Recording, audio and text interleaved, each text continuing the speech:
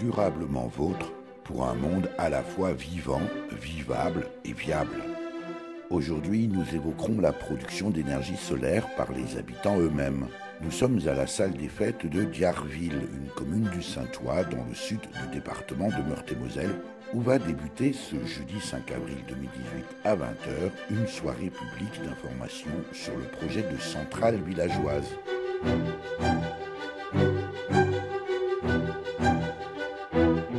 Durablement vôtre, en partenariat avec les radios associatives de Lorraine. Philippe Schumacher, bonsoir. Bonsoir. Je dis bonsoir parce qu'il est presque 20h, nous sommes ici à Diarville, à la salle des fêtes, où se prépare cette soirée d'information publique sur les centrales villageoises. C'est quoi une centrale villageoise, Philippe Schumacher ? Alors tout d'abord, je voudrais simplement rappeler comment est né le projet. Tout a débuté dans un village proche d'ici, à Ognéville, où un groupe de personnes se sont regroupées pour créer un jardin partagé. Ils ont travaillé avec des étudiants de Nancy et le jardin est exploité en permaculture. Et à partir de ça, ils ont continué leurs travaux et se sont dit qu'ils pourraient peut-être aussi produire de l'énergie propre. Et ils ont fait, à l'aide de ces étudiants, un cadastre solaire du village. Et ensuite se poser la question de savoir comment produire cette électricité. Est-ce que chacun se débrouille dans son coin ou est-ce qu'on crée une structure qui permettra le développement de panneaux photovoltaïques sur les toits. Ce que vous évoquez là, Philippe Schumacher, c'est à l'initiative, il faut lui rendre hommage, de Patrick Greffly, adjoint au maire d'Ognéville, que nous avons d'ailleurs rencontré dans le cadre de Durablement Vôtre. Mais je vous ai interrompu, je vous en prie. Voilà, et ensuite donc se poser la question de savoir comment développer ceci. Alors on s'est renseigné, les centrales villageoises, il en existe plusieurs dizaines sur la France.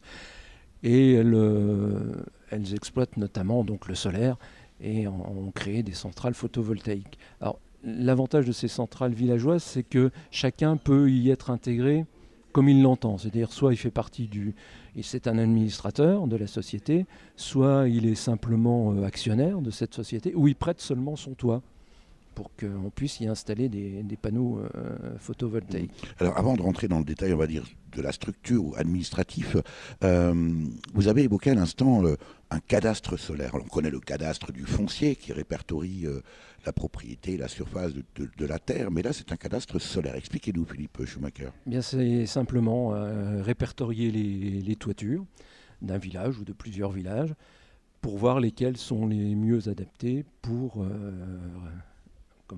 récupérer les rayons du soleil et produire l'électricité. Donc ça dépend de l'inclinaison, de l'orientation. Et puis il faut faire attention aussi aux ombres parasites telles des cheminées ou des arbres qui peuvent, à certains moments de la journée, perturber l'ensoleillement des panneaux. Donc ça veut dire que dans un premier temps, on fait l'inventaire des meilleurs toits exposés.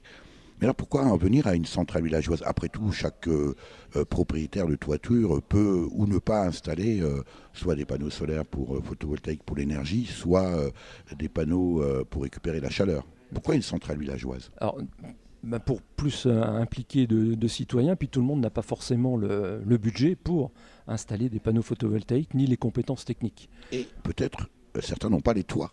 Et également n'ont pas les toits, ce qui permet comme ça à chacun de prendre part au projet comme il l'entend, c'est-à-dire en étant simplement actionnaire, en étant un membre fondateur et actif, un membre actif, ou simplement quelqu'un qui prête son toit. Et ça permet aussi d'avoir une certaine garantie puisqu'on crée derrière une société. Alors, je ne sais pas si on rentre dans les détails, mais ça peut être soit une société, une SAS, société à action simplifiée, ou une société coopérative d'intérêt collectif, où chacun a une voix. C'est pas s'il met 1000 €, il n'aura pas 10 voix, il n'aura qu'une voix. Celui qui mettra à 100 €, il n'aura également qu'une voix. C'est plus une démarche citoyenne et environnementale. Il n'y a pas derrière une recherche de profit. Voilà, de profit. Alors vous êtes, Philippe Schumacher, membre du groupe de travail Centrale Villageoise. Un groupe de travail, ça veut dire que pour l'instant, vous en êtes vraiment au stade de la réflexion. Alors, autant... Réflexion qui avance bien. Je l'espère, on le verra d'ailleurs. Les gens d'ailleurs, ici à Diarville ne vont pas tarder à arriver pour assister, probablement découvrir aussi la démarche. On a bien compris que c'est né à Ognéville, mais après, ça ne suffit pas. Alors, dans la charte des centrales villageoises, il faut que ce soit pas sur une seule commune. Il faut qu'il y ait au minimum 2 communes. au niveau de la répartition. Et là, nous, on a décidé d'étendre le territoire sur l'ensemble de la communauté de communes du Pays du Saintois, sachant qu'on ne pourra pas s'étendre sur les 55 communes, c'est pas possible. Mais on ouvre la possibilité sur l'ensemble de la communauté de communes, parce qu'il faut savoir aussi que les collectivités locales peuvent être actionnaires de ces centrales villageoises sous forme de SAS ou de SCIC. Alors, est-ce que ça veut dire, Philippe Schumacher, que les centrales villageoises sont encadrées par la loi ? Il y a une charte, on répond à une charte qui définit tous les objectifs. Et puis oui, puisqu'il faut créer une société. Mais pourquoi au moins 2 communes ? Pourquoi est-ce qu'une commune ne suffirait pas ? Alors ça, c'est dans la charte des centrales villageoises. C'est un des points auxquels il faut adhérer. Pourquoi faire compliqué ?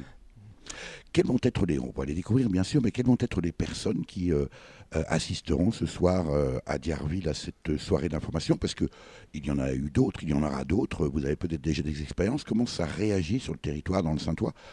On est dans un paysage et dans un environnement très rural. On a longtemps considéré l'environnement comme quelque chose qui est plus gênant qu'autre chose. Et là, finalement, on s'aperçoit que ça prend. Comment ça prend parce que les gens commencent à prendre conscience un petit peu qu'il faut faire quelque chose pour notre planète. Et puis on le fait aussi avec l'aide pour leur portefeuille aussi ? Oh, je ne sais pas, je crois pas, enfin, je pense pas. Vous pensez que la motivation, c'est une démarche citoyenne tant mieux après tout. J'ose le croire, j'espère. De toute façon, là derrière ça, même celui qui prêtera son toit, comme je le disais tout à l'heure, sera un petit peu dédommagé, mais ce sera quoi, quelques centaines d'euros par an. Donc c'est pas du tout l'objectif. Alors vous êtes aussi, Philippe Schumacher, adjoint au maire de la commune de La Leuf. Vous êtes aussi membre de la LPO. Est-ce que l'un et l'autre participent de votre motivation à participer à ce groupe de travail centrale villageoise ? C'est un tout, notre cadre de vie c'est un tout, c'est l'ensemble des citoyens avec lesquels on partage nos différents territoires. Il y a derrière nos paysages, quand on voit les disparaître, il y a plein de choses à faire. Et la centrale voltaïque est une des petites choses que l'on peut faire, grosse chose, mais qui peut-être amener des personnes par cet intermédiaire à faire d'autres actions en faveur de la protection de l'environnement. Porte d'entrée. Comment va se dérouler cette soirée ici à Diarville ? Il est presque 20h, les premières personnes arrivent déjà. On va bien sûr aller les rencontrer, les voir, leur demander ce qu'ils ont pensé de cette soirée et peut-être aussi leur motivation. Concrètement, Philippe Schumacher, comment va se dérouler cette soirée ? Alors, c'est la 3e réunion dans le déroulé de la création. Pour moi, c'est la première à laquelle j'assiste. Mais dans le déroulé du développement de la centrale villageoise, il y a l'information au public, qui permet aussi d'avoir un potentiel de personnes intéressées pour devenir actionnaires ou nous aider dans le groupe de travail. Alors le déroulement, il va être d'abord informatif, vous l'avez, on l'a ici, on va préciser le contexte et les objectifs, présenter plusieurs centrales villageoises, que ce soit dans le sud de la France ou dans les Ardennes. Pardonnez-moi, est-ce que les gens qui viennent ce soir ont déjà un début de commencement d'information ou pour la plupart vont probablement découvrir complètement ce que c'est qu'une centrale villageoise ? Je pense que la plupart découvrent. Parce que, sauf si ce sont ceux qui sont déjà membres des différents groupes de travail, mais la plupart vont découvrir. Ils ont eu dans leur boîte aux lettres, on a distribué des prospectus dans les boîtes aux lettres de nombreux villages, et c'est suite à ça qu'ils viendront, quoi. Et à la dernière réunion à Rouet, il y avait une 30aine de personnes, donc c'est plutôt encourageant. C'est plutôt encourageant. Oui, c'est encourageant. Ça vous surprend ? Un peu, parce qu'on ne s'attend pas toujours à ce qu'il y ait du monde. Donc ça, c'est une des parties du déroulement de cette soirée. Et ensuite, il y aura des échanges, questions-réponses, puisque les gens auront forcément des questions bien précises. Et là, par le biais de ces questions-réponses, ils auront, je pense, plein de détails. Puis ils laisseront aussi leurs coordonnées et on pourra ainsi les recontacter pour, lorsque la société sera créée, qu'ils deviennent actionnaires ou qu'ils prêtent simplement leur toit ou qu'ils viennent nous aider avec leurs compétences. Actuellement, on a un groupe de travail qui travaille justement sur le type de société, SAS ou SCIC, parce que le point de vue juridique, laquelle choisir, c'est pas toujours facile. Est-ce que ça veut dire aussi, Philippe Schumacher, que les choses sont déjà bien cadrées et qu'aujourd'hui vous présentez vos objectifs et vos intentions à la commune, ou est-ce que le débat reste encore très ouvert et finalement ça va se faire dans l'allant ? Oh, c'est déjà bien cadré, hein. On sait à peu près où on va, mais on ne connaît pas par exemple le type de matériel qu'on va utiliser, parce qu'il va falloir se renseigner, hein, mais c'est déjà bien cadré, oui, on sait qu'on va... Parce que les centrales villageoises, c'est pas forcément uniquement du solaire, ça peut être autre chose. Hein. C'est-à-dire? Ben, ça peut être des éoliennes par exemple. Mais toujours dans l'énergie. Mais toujours dans l'énergie propre, oui. On va vous laisser rejoindre la tribune ici à la salle des fêtes de Dierville pour la présentation de cette soirée sur les centrales villageoises. Admettons, Philippe Schumacher, que cette soirée soit, et vous le souhaitez, un franc succès. On peut espérer la mise en place de cette centrale villageoise à quelle échéance? Il faut... entre 1 an et 2 ans, hein, parce que c'est pas facile à mettre. Puis ensuite, beaucoup d'énergie, j'imagine. Voilà, c'est beaucoup d'énergie. Puis après, il faut trouver les artisans qui puissent installer le tout. On va dire 2 ans. Allez, on va assister à votre conférence. Merci Philippe Schumacher. Merci à vous.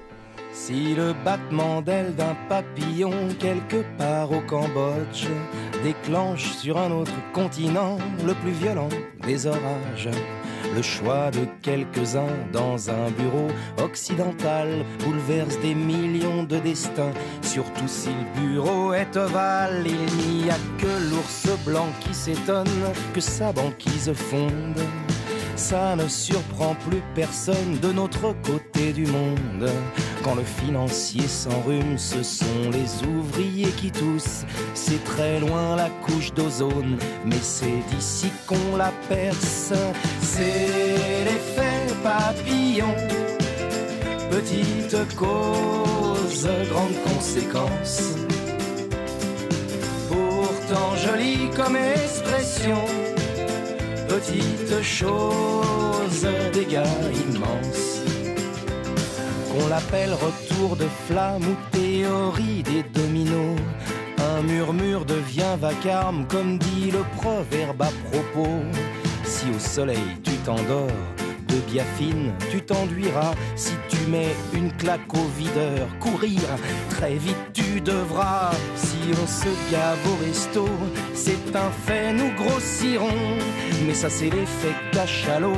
Revenons à nos moutons, à nos papilles, à nos pelles, un après-midi, aventure extra-conjugale, puis le coup de boule de son mari.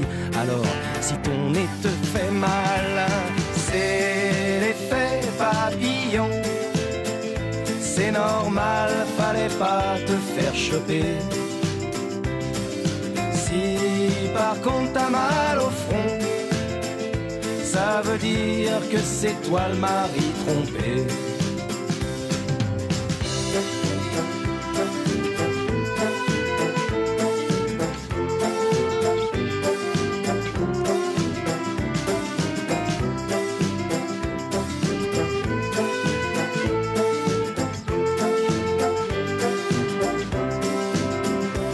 Avec les baleines, on fabrique du rouge à lèvres, des crèmes pour filles. Quand on achète ses cosmétiques, c'est au harpon qu'on se maquille. Si tu fais la tournée des bars, demain tu sais que t'auras du mal pour récupérer à 8 heures ton permis au tribunal. C'est l'effet papillon. Petite cause, grande conséquence. Pourtant jolie comme expression. Petite chose, dégâts immenses. Le papillon s'envole, le papillon s'envole, tout bas de l'aile. Le papillon s'envole, le papillon s'envole, tout bas de l'aile. Sylvain Balland, vous êtes chargé de mission à la communauté de communes du Pays du Saintois. Je le disais en introduction de ce reportage, c'est à l'extrême sud du département de Meurthe-et-Moselle. Et alors là, pour le coup, vous êtes un professionnel en tant que chargé de mission. Vous participez également, on vous a un peu extrait là pendant cette soirée de présentation, cette soirée publique de présentation ici à la salle des fêtes de Dierville à propos des centrales villageoises. Précisément, puisque là, nous avons un homme de terrain, c'est compliqué de mobiliser des ruraux, peut-être plus particulièrement, autour d'un tel projet ? Alors, je dirais que c'est pas forcément compliqué, mais ça prend du temps. Il faut vraiment savoir ce qu'on veut et se donner les moyens de le faire. Un exemple très concret, sur les 3 derniers mois, j'ai pris énormément de temps pour à la fois me former et puis surtout pour communiquer, surtout dans les 2 dernières semaines. Et on passe beaucoup par le relais des communes pour demander aux maires de leur demander d'afficher en mairie, mais il y a assez peu de passages. Donc en fait, l'un des meilleurs moyens, c'est les boîtes aux lettres. Donc c'est beaucoup de temps sur la route à aller rencontrer les maires, leur demander ce service et la plupart jouent le jeu et ça nous permet d'avoir une bonne diffusion dans un bon 3/4 des communes. Donc sur nos 55 communes, on a au moins 3/4 qui ont joué le jeu et qui ont pu distribuer des flyers dans les boîtes aux lettres de tout le monde. Alors évidemment c'est formidable, mais ça veut dire aussi qu'il y a un quart des communes qui n'adhèrent pas à la démarche? Non, pas forcément. Là, c'est vraiment un problème plutôt d'organisation et de temps. Pour être tout à fait honnête, j'ai eu un refus et c'était plutôt un problème matériel pour une mairie qui ne pouvait vraiment pas. Sinon, les autres, c'était un peu sur la base du volontariat. On leur envoyait un mail, on leur disait si vous pouvez vous distribuer, et nous, on peut vous imprimer, vous préparer ça. Mais il faut quand même aller les relancer parce qu'ils sont assez inondés de mails et de réunions. Donc, il faut vraiment rien lâcher. Alors, on s'est mis un peu à part parce que la réunion, en réalité, a déjà commencé avec votre collègue du pays Terre de Lorraine, Thomas Bailly. Donc, la réunion a déjà commencé, une bonne quinzaine, on va dire, de personnes, une petite vingtaine. C'est encourageant ou c'est finalement relativement faible? C'est plutôt encourageant pour au moins 2 raisons. D'une part, on a constaté que dans les réunions, c'est pas vraiment le nombre qui faisait la qualité des échanges. On a une petite particularité sur la feuille d'émargement. On a caché une partie de la feuille d'émargement et quand ils sortent de la réunion, on leur demande de compléter la partie cachée. On leur demande est-ce qu'ils veulent ne plus être informés sur ce projet, continuer d'être informés. Peut-être, alors on a mis plein de peut-être parce que les gens ne veulent pas signer et être engagés, mais envisager de devenir actionnaire, envisager de prêter sa toiture ou envisager de participer au groupe de travail, donc à ceux qui sont bénévoles et qui passent du temps sur le projet. Donc globalement, pour donner l'exemple de Fresnes en Saintois, on était il y a 2 semaines, on n'avait que 8 personnes qu'on peut dire extérieures à la réunion, c'est-à-dire des gens qui n'étaient pas obligés d'être là ou qui connaissent déjà le sujet, et avec ces 8-là, on a eu un bénévole qui a voulu se lancer dans le projet, 2 toitures et 4 actionnaires. Donc, Ce sont les gens qui mettront, j'imagine, leur toiture à disposition. Vous allez dans quelques instants, Sylvain Balland, prendre la parole devant cette assemblée pour présenter le projet de centrale villageoise ici dans le Saintois. Quel va être le contenu de votre présentation ? La présentation s'articule surtout sur la définition du modèle, un peu son origine, d'où il vient, donc de Rhône-Alpes, et puis son contenu pour savoir de quoi on parle, parce que les gens ne connaissent déjà pas forcément l'énergie photovoltaïque, donc on fait aussi un point sur la technique. Et puis une grosse partie sur comment fonctionne une centrale. Déjà, c'est un mot qui fait un peu peur quand on entend centrale. On se dit tiens, qu'est-ce qu'ils vont nous présenter dans le Saintois ? Ça nous rappelle les centrales nucléaires, forcément. Voilà, donc on explique un peu les termes, on dit d'où ça vient, on dit comment ça pourrait s'appliquer ici et surtout comment chacun pourrait trouver sa place dans ce modèle-là. C'est-à-dire que finalement, on peut s'impliquer de plein de manières différentes. Si on n'a pas le temps et qu'on a juste envie de participer, on peut être actionnaire. Et puis, ça va aller jusqu'à mettre à disposition sa toiture ou alors participer concrètement au groupe de travail qui met en place cette société. L'énergie, aujourd'hui, on la consomme tous les jours. On appuie sur les interrupteurs, on branche nos appareils sur des prises de courant. En réalité, on ne sait pas trop, bien sûr, on connaît le principe, grosso modo, comment ça fonctionne, mais la consommation, les kilowatts, ça reste finalement un domaine assez technique. Est-ce que cet aspect-là également est traité dans cette soirée d'information publique, Sylvain Balland ? Oui, alors de manière assez légère, c'est la partie par là qui est en train d'animer en ce moment même Thomas. On parle vraiment un peu de la technologie, la technique des panneaux solaires, comment ils produisent brièvement de l'énergie, combien elle coûte cette énergie, en tout cas sur vos factures, on ne parle pas du coût réel, mais en tout cas des factures. Et puis on essaye d'expliquer que, par exemple, cette électricité, même si elle n'est pas autoconsommée, elle est injectée dans le réseau, elle est vendue, elle va parcourir le chemin le plus court possible. Donc finalement, elle sera, on va dire, consommée localement. Donc c'est le circuit court de la consommation électrique. On peut dire ça comme ça. Ça veut dire aussi, Sylvain Balland, qu'on ne peut pas aujourd'hui consommer l'énergie qu'on produit ? Si, on peut. Pour l'instant, sur le modèle des centrales villageoises, c'est pas encore envisagé parce que vous imaginez bien qu'avec un prix de rachat, lorsqu'on met des panneaux photovoltaïques, un prix de rachat assez élevé sur 20 ans, le business plan, la société peut fonctionner, peut dégager des profits et fonctionner sainement. Par contre, si on autoconsomme cette énergie, il y aura un écart entre le prix de vente et votre prix de facture. Donc là, ça risque de mettre à mal le modèle. Mais en tout cas, c'est des réflexions en cours, tout bonnement parce que ce prix de rachat et ce prix sur votre facture tendent à se rapprocher, ce qui encourage de plus en plus de gens à autoconsommer. Mais c'est un modèle qui n'est vraiment pas figé. Les centrales, elles évoluent constamment. Pour exemple, en appelant d'autres centrales villageoises, ils sont en train de réfléchir à la possibilité d'isoler les combles par la même occasion qu'on installe des panneaux.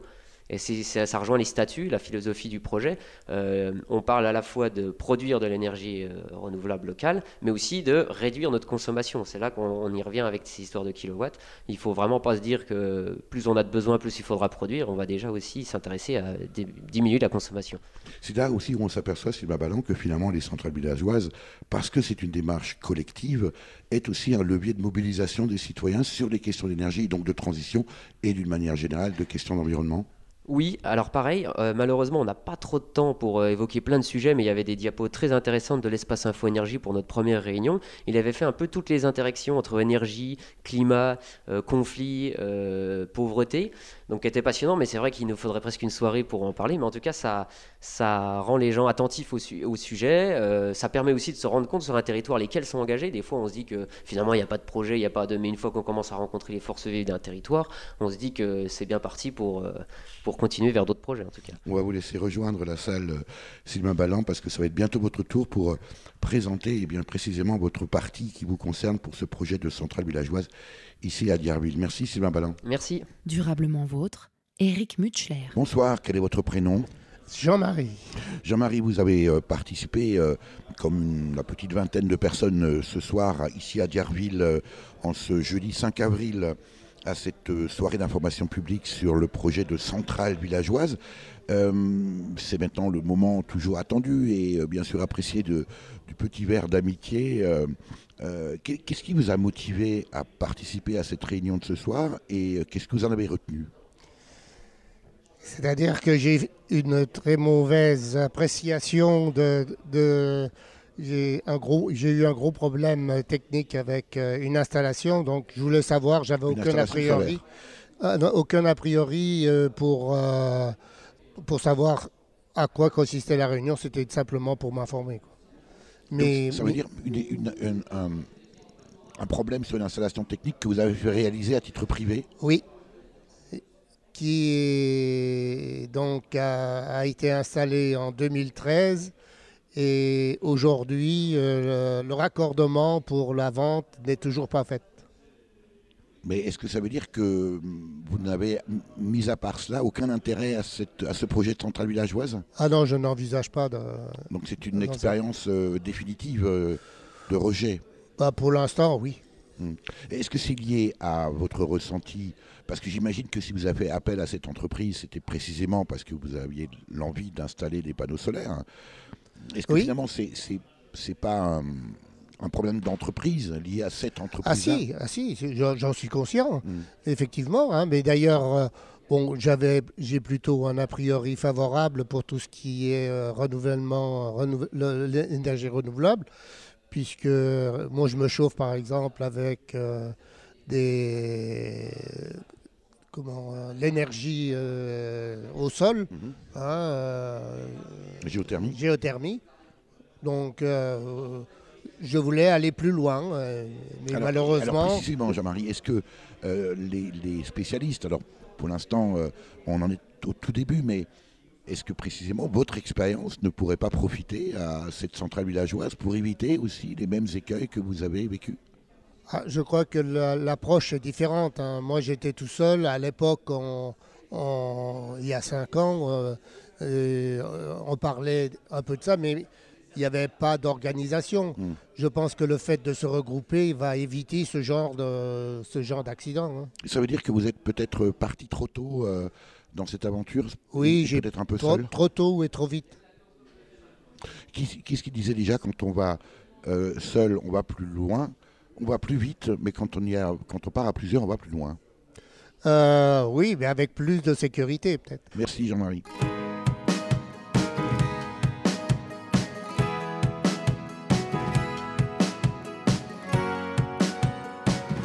On n'a pas le même drapeau, ni la même couleur de peau. On n'a pas le même langage, la même culture, les mêmes images. On n'a pas les mêmes racines, les mêmes idoles qui nous fascinent. Mais chacun de nous est vivant, avec la même couleur de sang. Et on a tous le même soleil, et la même lune sur nos sommeils. Et on a tous une main à tendre. Peut-on encore vraiment attendre? On n'a pas les mêmes coutumes, d'autres rites, d'autres costumes.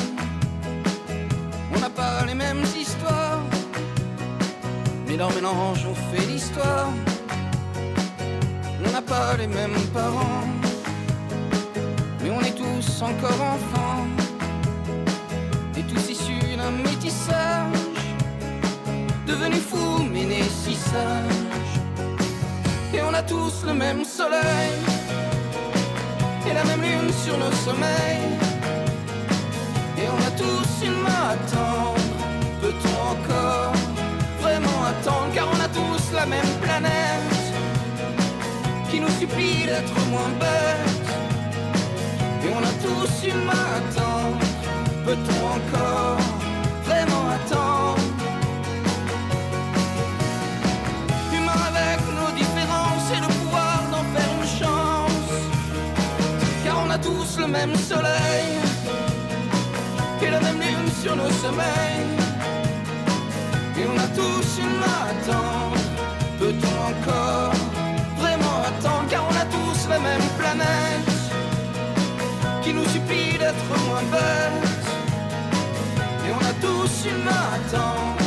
Peut-on encore vraiment attendre? Car on a tous le même soleil et la même lune sur nos sommeils.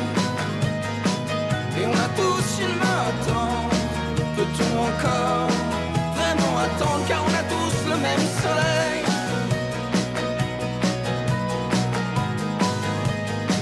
Et on a tous une main à tendre.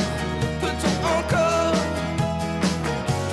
seulement attendre? Bonsoir, quel est votre prénom? Bonsoir, je m'appelle Catherine. Je dis bonsoir Catherine parce que nous sommes toujours à Garville, une petite commune à l'extrême sud du département de Meurthe-et-Moselle. Nous sommes dans le pays du Saintois où se tenait ce jeudi 5 avril 2018 une réunion d'information sur le projet de création de centrales villageoises. Donc cette manière de se regrouper pour produire ensemble de l'énergie, en l'occurrence de l'énergie solaire. Qu'est-ce qui vous a amené, vous Catherine, à cette réunion de ce soir? C'est quand même des sujets qui nous préoccupent beaucoup. On sait bien que le nucléaire n'est pas une solution durable, mais il va falloir quand même changer nos habitudes. Et je pense que c'est une des solutions pour justement ne plus avoir besoin autant du nucléaire. Vous êtes surprise, vous êtes habitante du Saintois, vous êtes surprise par le nombre de personnes, alors peut-être importantes, ou le nombre important au regard du sujet, mais peut-être pas tant que ça finalement au regard de l'enjeu. Une petite vingtaine de personnes, ça vous surprend? Oui, je pense qu'il devrait y avoir beaucoup plus de personnes qui se préoccupent de ça, parce que c'est l'avenir, c'est l'avenir de notre planète. Il y a des enfants, des petits-enfants. Il faut penser à eux aussi, à ce qu'on va laisser. Qu'est-ce que vous avez appris? Ça nous dérange quand même. Qu'est-ce que vous avez bu pas très loin? Pas très loin d'ici, et on se dit c'est quand même dangereux. Voilà. Pour le moins. Qu'est-ce que vous avez appris ce soir de nouveau, de particulier sur ce projet de centrale villageoise, Catherine? Moi, ce que j'ai compris, c'est que c'était quand même intéressant de travailler ensemble, d'avoir des projets collectifs, parce que c'est quand même plus sécurisant. Moi, j'ai été démarchée, et je me suis rétractée à temps, j'ai failli me faire arnaquer, donc voilà. Je vois que là, c'est déjà chapeauté par une communauté de communes, voilà, c'est pas n'importe quoi. Et je pense qu'en mettant, on peut investir à sa mesure soi-même, quoi. Voilà. On n'est pas obligé. Vous envisagez d'investir? Oui, je pense que c'est intéressant. Peut-être, voilà, si ce n'est que 100 €, c'est 100 €. Mais voilà, si chacun met un petit peu, après, voilà, c'est comme ça qu'on avance. Est-ce que vous êtes dans votre vie personnelle déjà concerné par ces questions d'écologie? Est-ce que vous pensez que les gens qui sont venus ce soir ont une sensibilité environnementale ou peut-être aussi un intérêt financier finalement, à se dire c'est peut-être quand même intéressant financièrement? Oui, je pense qu'il y a quand même, on est quand même maintenant très sensibilisé à tout ça. Donc je pense quand même qu'il y a des questions qui se posent. Et puis, oui, ça coûte cher, hein, le fuel, ça coûte cher. Donc effectivement, ça peut être aussi des solutions qui nous permettent d'économiser de l'argent. Alors précisément, Et puis aussi d'être un peu plus raccord avec la nature, quoi. Alors précisément, Respecter. comment fait-il que dans ce contexte-là, il n'y ait pas foule ce soir? Il y a encore besoin peut-être de sensibiliser plus et voilà, d'agir plus et puis d'avoir des jeunes comme ces deux jeunes là qui nous proposent des solutions qui soient respectueuses de l'environnement. On a quand même une belle région aussi, hein, voilà. Donc je pense qu'il faut continuer. Merci Catherine. Voilà. Durablement vôtre, Éric Mutschler. Thomas Bailly, vous êtes chargé de mission au pays Terre de Lorraine. On est toujours dans le sud du département, sud-ouest du département de Meurthe-et-Moselle, auquel appartient ici la communauté de communes du Pays du Saintois, et nous sommes toujours à Diarville à l'occasion de cette réunion d'information publique sur un projet de centrale villageoise que vous avez vous-même animé avec Sylvain Balland. Le pays Terre de Lorraine, Thomas Bailly, est un TEPOS, c'est-à-dire? Alors, c'est un territoire à énergie positive, TEPOS, c'est-à-dire un territoire qui s'engage dans la transition énergétique en réduisant les consommations d'énergie du territoire et en faisant la promotion des énergies renouvelables. Une des énergies renouvelables qui est inépuisable, qui est présente sur tout le territoire, c'est l'énergie solaire. D'où l'idée de développer des centrales solaires villageoises, donc collectives. Et vous en êtes où aujourd'hui? Alors, les premiers sur Terre de Lorraine qui ont démarré, les pionniers, c'est la communauté de communes du Pays du Saintois, qui a initié cette démarche de mobilisation des habitants pour développer des installations solaires participatives et a inscrit cette action-là dans son projet de territoire. Donc c'est vraiment dans le cœur du projet de territoire du Saintois de développer du financement participatif. Alors, lors de votre présentation tout à l'heure, ici à Diarville, à la salle des fêtes, vous avez notamment présenté un petit film, une petite vidéo sur une centrale villageoise, une des toutes premières en France, qui a démarré dans le massif des Bauges. Comment se fait-il que les initiatives naissent ailleurs et mettent autant de temps à irradier, à venir comme ça s'installer dans d'autres territoires? Alors il y a plusieurs facteurs. Le premier, c'est que ça a développé en Rhône-Alpes et c'est un projet de Rhône-Alpes, donc je pense qu'ils ont d'abord travaillé auprès des communes et des territoires de Rhône-Alpes et ils n'ont pas cherché à communiquer parce qu'ils n'avaient pas forcément de besoin. Et puis, malgré une communication qui s'est développée, je pense, il y a quelques années au niveau national, tout doucement, il faut que le territoire soit prêt. Je pense que nous, il y a 2 ans, on n'était pas prêts, on démarrait la démarche TEPOS, alors que là, on a engagé des premières actions auprès des communes, des collectivités locales. Maintenant, on cherche à mettre en place des projets avec les habitants. Donc, c'est le bon moment pour nous. Voilà. Alors précisément, ici dans le Saintois, comment ça réagit? Vous en êtes à la 2e, 3e réunion, il y en aura d'autres encore dans d'autres communes du Pays du Saintois. Quel est votre ressenti à l'issue de cette soirée ici à Diarville, Thomas Bailly? Alors moi, je trouve que c'est positif. Il y avait une première réunion à Frédon-Saintois qui a bien marché, moins de monde, il y avait une dizaine de personnes. À Roué, la semaine dernière, il y avait 35 personnes et puis là, on était une vingtaine, je crois, à peu près. Donc, je trouve ça plutôt positif. L'idée, c'est de créer un noyau, un groupe de 30 personnes environ, qui va monter le projet, c'est-à-dire créer une société de la centrale villageoise, créer les statuts, repérer des toitures qui seraient intéressantes pour mettre des panneaux solaires. Et puis, après, faire un appel à souscription pour mobiliser plus largement des habitants pour qu'ils puissent investir dans cette centrale par une ou plusieurs actions. Alors, vous avez également projeté pendant cette soirée, Thomas Bailly, une diapo pour mettre en garde contre les risques d'arnaque. Et tout à l'heure, on entendait Jean-Marie, précisément, un habitant du Saintois, qui se plaignait de s'être fait avoir, pour dire les choses aussi basiquement. C'est un risque? C'est clairement un risque et c'est une des raisons du projet Centrale Villageoise. C'est clairement développer, accompagner les habitants dans un projet collectif où on va limiter clairement les risques d'arnaque, les risques de malfaçon, même si on n'est jamais à l'abri, mais clairement on va limiter les choses, d'où ce projet de Centrale Villageoise. Et puis on a développé à côté de ce projet de Centrale Villageoise une autre action qui devrait sortir en juin, c'est un cadastre solaire. C'est pareil, on va mesurer le potentiel photovoltaïque de toutes les toitures du territoire Terre de Lorraine, donc de l'ensemble des habitants du Saintois, pour qu'ils puissent connaître un peu le potentiel de leur toiture. Est-ce qu'elle est bien exposée? Est-ce que la pente de toit est bien orientée? Est-ce qu'il y a des effets d'ombre qui vont limiter ou pas la production d'énergie solaire? Et ça permet d'armer les habitants pour si elles se fondent à marché, qu'elles puissent aller voir le cadastre solaire et savoir si vraiment ça vaut le coup, quoi. Voilà. Et puis il y a l'espace Info Énergie du territoire qui peut bien sûr conseiller, accompagner, donner un avis sur des devis quand les gens ont des devis pour éviter les arnaques. Merci Thomas Bailly. Merci à vous. Durablement vôtre, Éric Mutschler. Alain Thiaucourt, vous êtes ici le maire de Dierville. Vous avez accepté, vous avez accueilli en tout cas cette soirée d'information publique sur la centrale villageoise. Combien d'habitants à Dierville? 530. Qu'est-ce qui fait que, petite commune rurale, qu'est-ce qui fait que votre mairie, votre commune a accueilli et a accepté d'accueillir cette soirée d'information publique, Alain Thiaucourt?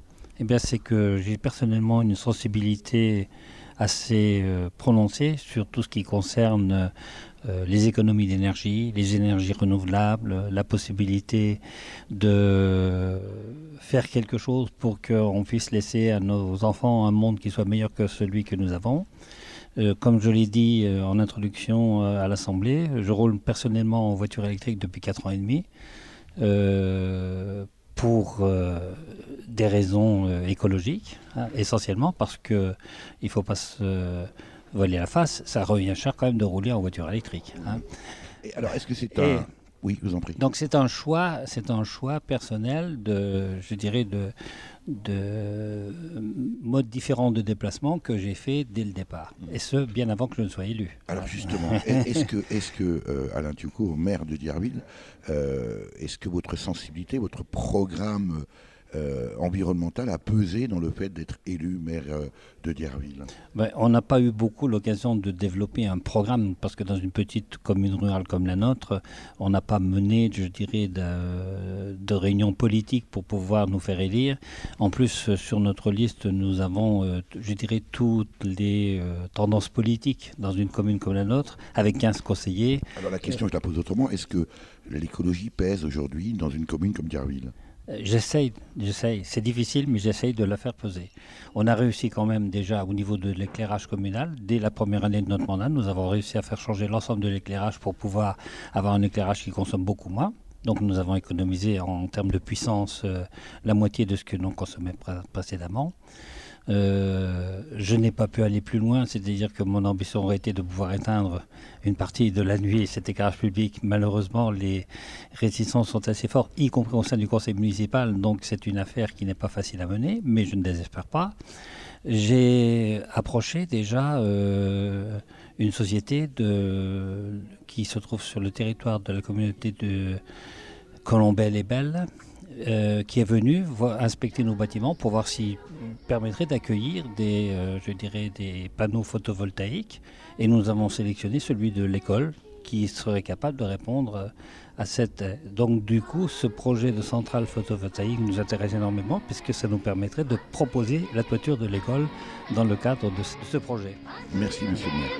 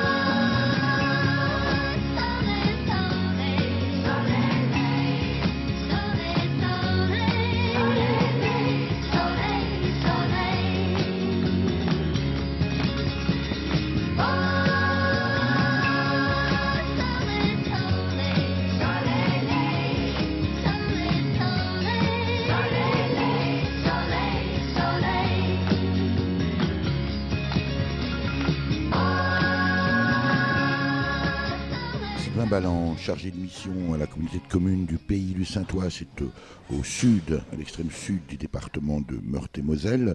On entend déjà les chaises en train d'être rangées à l'issue de cette soirée d'information que vous avez organisée sur le projet de centrale villageoise. Votre bilan à l'issue de cette soirée, Sylvain Balland? On était un bilan positif, on était déjà une bonne vingtaine. Comme j'avais un peu expliqué tout à l'heure, ce qui compte, c'est pas vraiment la quantité du nombre de personnes présentes, mais plutôt leur implication et leur intérêt pour le projet. La bonne nouvelle, c'est qu'il y a des échanges. Le pire pour moi, ce serait que les gens, à la fin de ma présentation, partent et disent au revoir sans avoir de questions. Donc le simple fait qu'il y ait des échanges, c'est qu'il y a un intérêt. Là, j'ai pas regardé la feuille d'émargement avec les croix, mais plus il y a de croix, plus c'est bon signe. Les croix, il faut nous réexpliquer, Sylvain Balland, parce qu'il y a une petite astuce dans votre liste de présence. Voilà, en fait, ils signent, ils arrivent, ils donnent leur nom et leurs coordonnées et la commune d'où ils viennent. Et à la fin, on leur demande de compléter le bout de la feuille d'émargement où on a demandé s'ils souhaitaient s'impliquer dans le projet. Et puis on leur laisse les différentes possibilités de s'impliquer. Ils n'ont plus qu'à cocher ce qui leur semble convenir. Alors ce n'est pas la première des réunions, ce n'est pas non plus la dernière que vous organisez ici dans le Saintois, Sylvain Balland. Est-ce qu'il y a des questions récurrentes qui reviennent de la part des personnes présentes et participantes? Oui, alors sur la partie technique, ce qui est récurrent, c'est comment un panneau photovoltaïque se recycle. Beaucoup pensent que ça se recycle très mal, que c'est très pollueur, que c'est pas bon pour l'environnement du tout. Du coup, ça revient régulièrement. La question de l'assurance, et puis chacun a un témoignage auprès d'un habitant, d'un ami, de la famille, d'un contre-exemple de photovoltaïque, une boîte qui ferme. On a eu le témoignage de Jean-Marie tout à l'heure, oui. Voilà, donc on a souvent ça, et c'est forcément ce qu'on retient. On ne s'amuse pas à retenir les 10 projets qui sont rentables où les gens ne crient pas sur tous les toits, parce que le sujet de l'argent, en plus, c'est un peu délicat à chaque fois qu'on discute de ça en France. On n'aime pas trop parler argent, donc voilà, les gens ne crient pas sur les toits s'ils ont un investissement rentable. Par contre, quand ils ont des problèmes, on les entend. Alors, quelles vont être maintenant les prochaines étapes? J'imagine que le projet est plutôt bien lancé. Prochainement, une centrale villageoise photovoltaïque dans le Saintois? On l'espère, en tout cas. L'engouement nous laisse croire que c'est bien parti. On a des gens qui participent aux réunions publiques, on a des gens qui participent au groupe de travail. C'est ceux qui vont fonder cette centrale, l'établir à leur image. Ils en feront ce qu'ils veulent, ils montreront leur sensibilité dedans.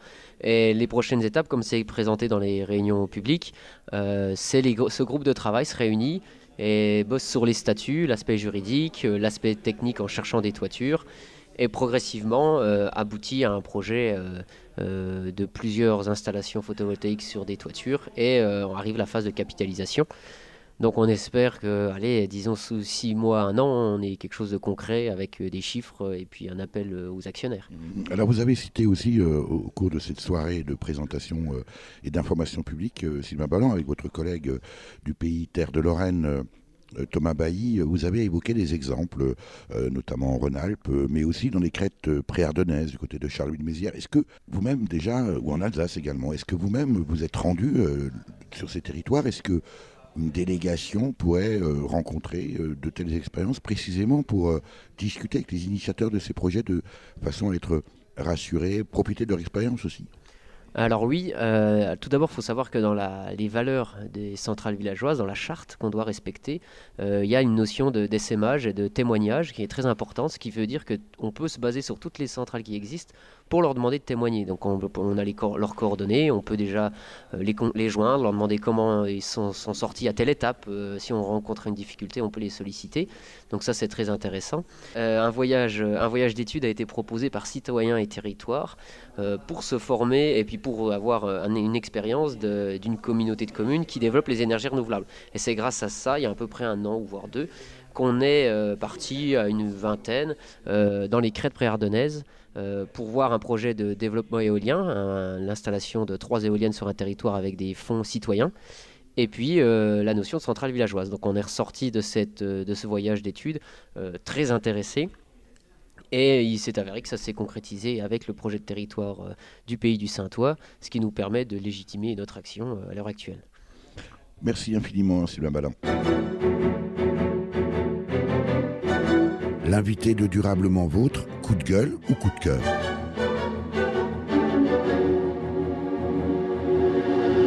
Philippe Schumacher, membre du groupe de travail sur le projet de centrale villageoise à l'issue de cette réunion d'information publique qui se tenait à Dierville, dans le pays du Saintois. Nous sommes tout à l'extrême sud du département de Meurthe-et-Moselle, en ce 5 avril. Plutôt coup de cœur ou plutôt coup de gueule? En coup de cœur, puisque c'est encourageant. On en est à la 3e réunion publique. À chaque fois, il y a plusieurs dizaines de personnes présentes. Si elles sont présentes, elles ont fait le déplacement, c'est donc qu'elles sont intéressées. Est-ce qu'elles donneront suite? Je ne sais pas, mais elles montrent au moins leur intérêt. Il y a encore une réunion en fin de semaine à Vézelise, qui réunira encore un certain nombre de personnes, je pense. Et ça devrait aussi permettre aux gens de leur offrir une ouverture vers qu'est-ce que je peux faire pour, au quotidien, faire en sorte de ne pas avoir un impact trop important sur la planète, quoi. Est-ce que l'entrée, évidemment libre et gratuite ce soir, mais est-ce que l'entrée dans cette problématique et ce projet de centrale villageoise que la plupart découvrent totalement ce soir à Dierville, est-ce que c'est une motivation écologique au sens noble du terme? Il m'a quand même semblé déceler, peut-être par endroits, petit sentiment de déception en se disant j'étais venu pour gagner de l'argent en investissant dans le solaire. Oui, moi Soyons aussi. francs. Oui, il faut être franc. Parmi les interventions des personnes présentes, il y avait le coût du rachat, combien ça va nous rapporter à l'année. Oui, c'est bien présent et c'est peut-être la première motivation. Mais si c'est une entrée, pourquoi pas? Alors justement, est-ce qu'il ne faudrait pas peut-être davantage encore finalement travailler finalement pourquoi est-ce que l'écologie devrait coûter et ne pas rapporter, au sens où une économie respectueuse de l'environnement est une économie saine?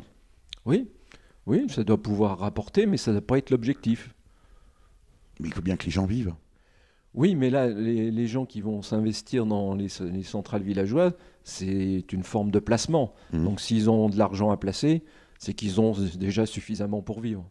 Mais est-ce que l'enjeu de demain, Philippe Schumacher, c'est pas précisément de mettre en place une économie vertueuse? Aujourd'hui, on est un peu dans une espèce de système à deux vitesses où François Terrasson, maître de conférence au Muséum d'histoire naturelle, répétait cette phrase à l'envi: nous sommes dans notre société pour la destruction de la nature, avec des réserves. C'est-à-dire que d'un côté, on a un modèle qui détruit, et puis, bénévolement d'ailleurs, souvent, on essaie de protéger des espaces. Est-ce que l'enjeu de demain, c'est pas finalement d'avoir une économie qui soit précisément vertueuse et que nos ressources n'impactent pas l'environnement? Ah, bien sûr, tout à fait, oui. Mais tant que l'énergie aura un coût faible comme elle l'a actuellement, et qui fait qu'on a des transports incroyables d'un bout à l'autre de la planète, ça va être difficile. Il faut que l'énergie ait un coût bien supérieur pour qu'on ait des choses beaucoup plus vertueuses. Peut-être aussi que le bas coût de l'énergie aussi aujourd'hui provient du fait qu'on n'intègre pas tous les coûts, notamment de démantèlement, par exemple, des centrales nucléaires par exemple, et de la gestion des déchets nucléaires. Philippe Schumacher, en tant que membre de ce groupe de travail, aujourd'hui, la prochaine étape, ça va être, j'imagine, comme ça a été présenté dans cette soirée d'information publique, d'abord, j'imagine, de faire en sorte que d'autres personnes vous rejoignent, et puis que se mettent en place ces différentes étapes de recherche de toiture, donc l'élaboration de ce fameux cadastre solaire, et puis les mises en place des groupes de travail, de communication, etc. Oui, tout à fait. On fait, à l'issue de chaque réunion, on a un carnet d'adresses, ce qui nous permet de recontacter les gens, puisqu'ils vont dire par quoi ils sont intéressés, prêter son toit, être simplement actionnaire, ou être membre des groupes de travail. Et ces groupes de travail sont déjà en place, puisque nous avons déjà un groupe qui réfléchit au type de société, un groupe juridique, pour savoir si ce sera une SAS ou une SCIC. Et puis il y en a un autre qui se penche sur tout ce qui est technique. Quel panneau, quel toit, quelle technologie retenir. Ça, c'est déjà bien en route. Philippe Schumacher, vous êtes aussi un membre de la LPO, alors ça c'est à titre personnel. Est-ce que ça vous réjouit? J'imagine que oui. Qu'enfin, peut-être, notamment les communes rurales, justement, on s'intéresse, même si la démarche peut-être un peu intéressée à titre personnel, et après tout, pourquoi pas, qu'enfin ça bouge. Est-ce que vous ressentez un début de commencement de frémissement? Alors c'est difficile, les gens en sont conscients, c'est déjà ça. De là à dire que ça bouge, il y a encore un grand pas à faire. Pour en savoir plus sur les centrales villageoises, rendez-vous sur www.centralevillageoise.fr et pour participer au groupe de travail de la centrale villageoise du Saintois, il suffit de prendre contact avec Sylvain Ballan, chargé de mission à la communauté de communes du Pays du Saintois via le site www.ccpidussaintois.fr. Vous avez pu écouter dans l'ordre L'effet papillon par Benabar, paru sur l'album Infréquentable, sorti en 2008, Soleil par Grégoire, paru sur l'album Le même Soleil, sorti en 2010, et enfin Soleil Soleil par le groupe écossais Middle of the Road, sorti en 45 tours en 1971. À la technique et au montage, Véronique Olivier. Vous pouvez écouter cette émission dès la semaine qui suit sa première diffusion sur le site www.durablementvôtre.fr.